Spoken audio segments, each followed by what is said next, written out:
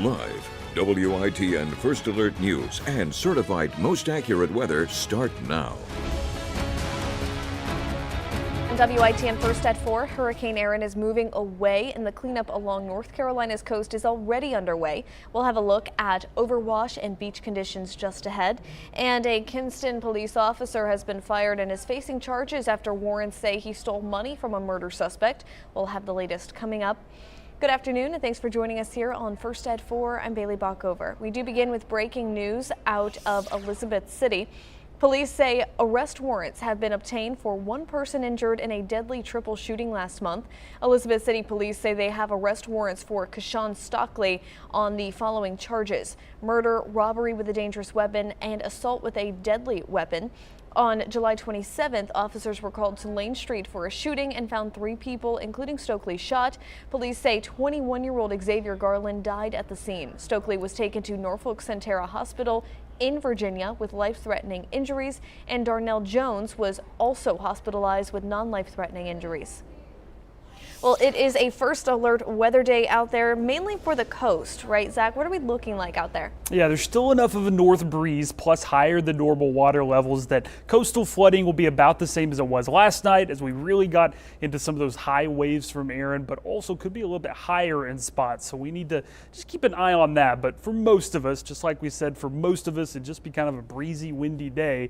That's kind of what we saw. Now, rain chances the next couple of hours actually look like they've increased a little bit. Very small, very light showers, but don't be surprised if you get a little bit wet again, especially with more sunshine poking out. Right now, not much along the coast, but still the chance of a few showers popping up. You can see a little band there from the Ocracoke-Hatteras line all the way up to Elizabeth City, and then we've even seen a couple showers develop back near I-95, back towards Wilson, Nash, Edgecote County, and then even a couple down in Pender and Jacksonville. And that's all the northerly flow behind Erin, which is still a pretty impressive looking hurricane, but thankfully moving in the opposite direction of us. So we had a close call, but everything kind of went the way we thought it would. No tornadoes, not much rain, and really the winds were a little bit under our forecast too, which is great news. Current winds still breezy, but again, just enough to raise the water levels a little bit more. You can see this evening, especially Sound Side, is when we expect water levels maybe to reach 6 feet there on the Crystal Coast. To put in perspective what that may look like, this was last night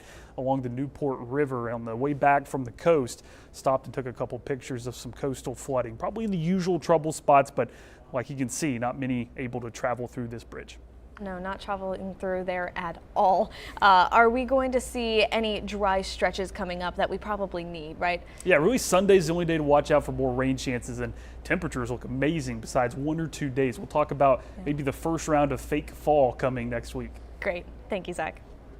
Well, as Hurricane Erin moves further away from the coast, she did make her presence known early Thursday morning along the Crystal Coast, where many came by for one final view of the turbulent surf.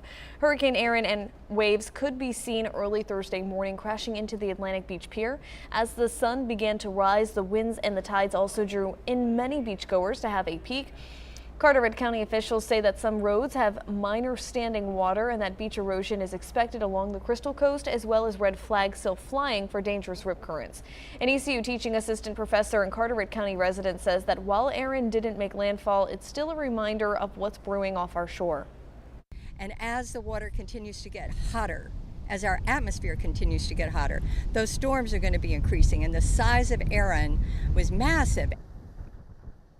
As Erin tracked off the coast, winds and waves peaked earlier today, with the winds on the coast beginning to die down this afternoon.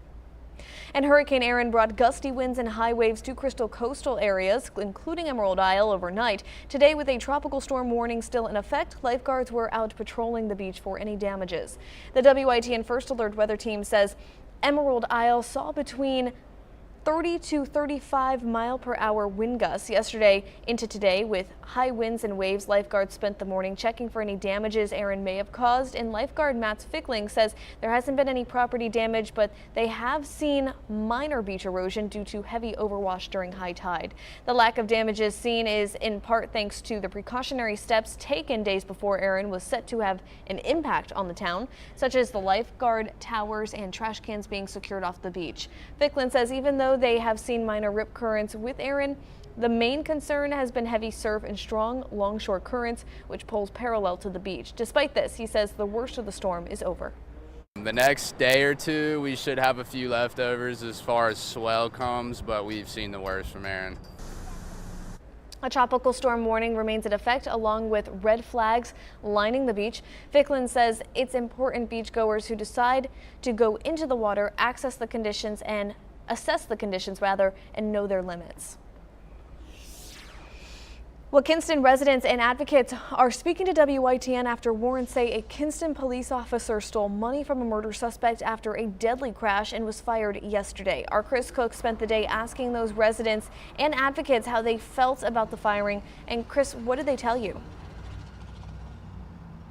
Well, Bailey, I heard mixed opinions from Kinston residents about the officer getting fired. Some say it could just be one bad apple, while others say that one bad apple could just spoil the whole bunch. Corporal DeQuante Jones was featured last summer in a video posted to social media. The NCSBI said it was asked to look into the suspected theft of money by an officer back in May 2024 when a driver was charged with murder after police say he was speeding in a stolen car and then killed a 29-year-old in a crash. Warrants say Jones took $940 from Isaiah Johnson, who police say was driving the car in the crash. Jones was charged with theft and altering criminal evidence. Chief Goyette says Jones was fired yesterday. Rosita Cox is the chairwoman of the Defund the Kinston Police campaign. She says she knew Jones and didn't expect this. Well, first of all, I was very shocked that his name was in this press release, that he was someone that was really respected in the community. I went to high school with him. Jones' first court appearance was this morning. He was released from the Lenoir County Magistrate's office under a $5,000 bond. And some people that I spoke to in downtown Kinston about the theft say that it definitely hurts the public trust here in Kinston with the police department. However, some of those residents told me that the fact the officer was fired does help rebuild some of that trust just a little bit. Live in Kinston, Chris Cook, WITN News. Alrighty, thanks, Chris. The State Bureau of Investigation says this is an ongoing investigation, and we asked Chief Goyette and Mayor Don Hardy for an interview about this story this morning. They still haven't gotten back to us. Well, a Roper man will spend the next 20 to 25 years in state prison after a jury found him guilty of second-degree murder. District Attorney Tom Englum says a Washington County jury convicted Brandon Carter for the April 28, 2021 killing of Cedric Gillard. The shooting happened outside of Carroll's Variety Store number 2. Englum says that before the shooting, the two men had exchanged words in the parking lot. The DA says after initially shooting Gillard, Carter stood over the victim as he crawled towards the store, and surveillance video showed him shooting the man 4 times to the back of the head at point-blank range. The DA says Gillard, quote, was senselessly executed by Carter. And a man is facing attempted murder charges after warrants say he stabbed a man in Greenville. Greenville police arrested Tyquez Clark last night for a stabbing that took place yesterday morning. According to police, the stabbing was reported around 1 a.m. at a home at 1605 Hopkins Drive. Clark has been charged with attempted first-degree murder and assault with a deadly weapon with intent to kill or seriously injure. He's being held at the Pitt County Jail without bond. And a win for President Donald Trump after an appeals court threw out the massive civil fraud penalty against him in a lawsuit accusing him of exaggerating his wealth.